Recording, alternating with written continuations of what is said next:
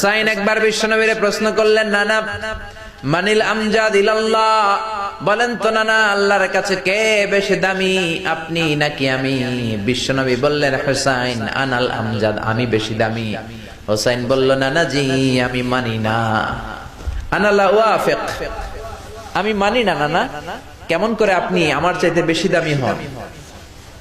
আপনার চাইতে আমি বেশি দামি। বিশ্বনবী বললেন, হুসাইন আমি হলাম নবীদের নবী, আখির নবী বিশ্ব নবী, আর তুমি হলা আমার উম্মত, তোমার চাইতে আমি বেশি দামি।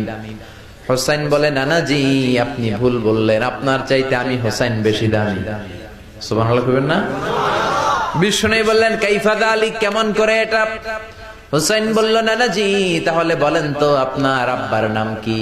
বিশ্বনবী বললেন, আমার আব্বার নাম হলো আব্দুল্লাহ। কি নাম? হুসাইন বলেন, আনা খালি আব্দুল্লাহ, লাইসা ক্বাবলাহু ওয়ালা বা'দাহু শাই। খালি আব্দুল্লাহ, সামনেও কোনো টাইটেল নাই, পিছনেও কোনো টাইটেল নাই। আমার আব্বার নাম আপনি জানেন নাকি? আমার আব্বা হলো শেরে খোদা, দুনিয়ার সব কাফির মুশরিকদের জন্য আল্লাহ আমার আব্বারে বাগ বানিয়ে পাঠিয়েছে।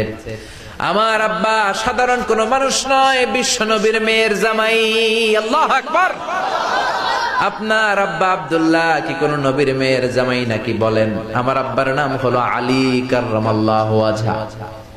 বিশ্বনবী বললেন, তাই তো, আসলে তো তোমার আব্বা বেশি দামি।